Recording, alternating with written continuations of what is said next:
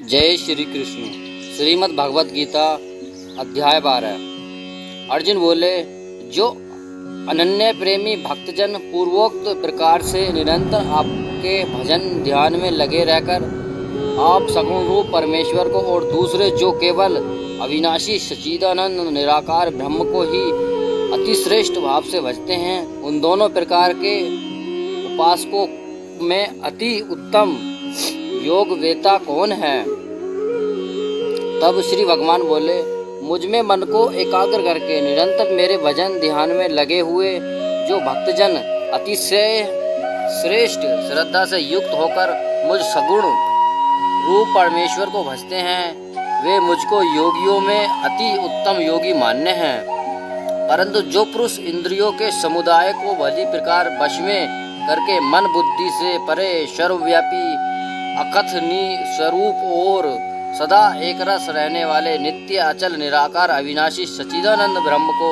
निरंतर एक ही भाव से ध्यान करते हुए भजते हैं, वे संपूर्ण भूतों के हित में रत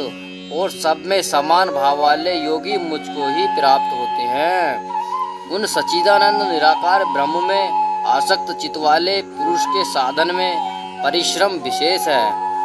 क्योंकि देहाभिमानियों के द्वारा अव्यक्त विषयत गति दुख पूर्वक प्राप्त की जाती है। परंतु जो मेरे परायण रहने वाले भक्तजन संपूर्ण कर्मों को मुझ में अर्पण करके मुझ सगुण रूप परमेश्वर को ही अनन्य भक्ति योग से निरंतर चिंतन करते हुए भजते हैं, हे अर्जुन,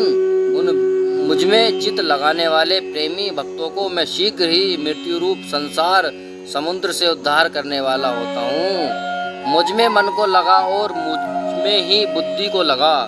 इसके उपरांत तू मुझ में ही निवास करेगा, इसमें कुछ भी संशय नहीं है। यदि तू मन को मुझ में अचल स्थापन करने के लिए समर्थ नहीं है तो हे अर्जुन, अभ्यास रूप योग के द्वारा मुझको प्राप्त करने के लिए इच्छा कर।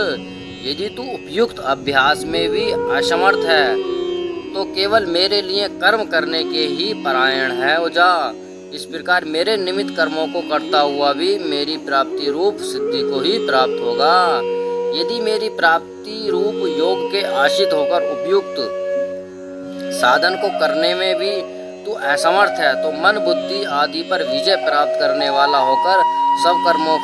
के फल का त्याग कर। ममर को न जाकर किए हुए अभ्यास से ज्ञान श्रेष्ठ है, ज्ञान से मुझ परमेश्वर स्वरूप ध्यान श्रेष्ठ है और ध्यान से भी सब कर्मों के फल का त्याग श्रेष्ठ है, क्योंकि त्याग से तत्काल ही परम शांति होती है। जो पुरुष सब भूतों में द्वेष भाव से रहित, स्वार्थ रहित, सबका प्रेमी और हेतु रहित दयालु है तथा ममता से रहित, अहंकार से रहित, सुख दुखों की प्राप्ति में सम और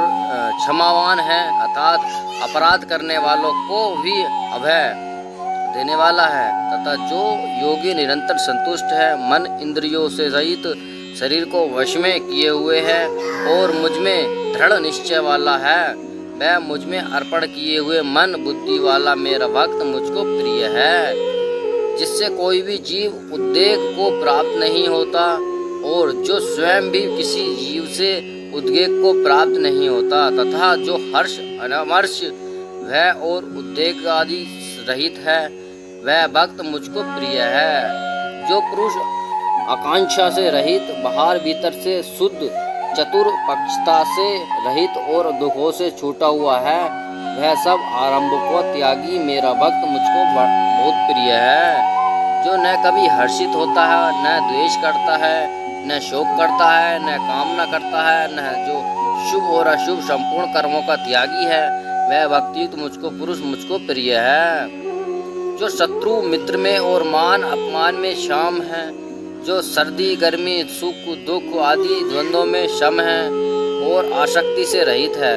जो निंदा स्तुति को समान समझने वाला, मननशील और जिस किसी प्रकार से भी शरीर का निर्वाह होने में सदा ही संतुष्ट है और रहने के स्थान में ममता और आसक्ति से रहित है, वह स्थिर बुद्धि भक्तिमान पुरुष मुझको प्रिय है।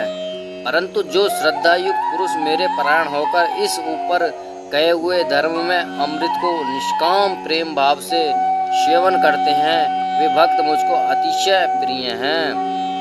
अध्याय 12 समाप्त।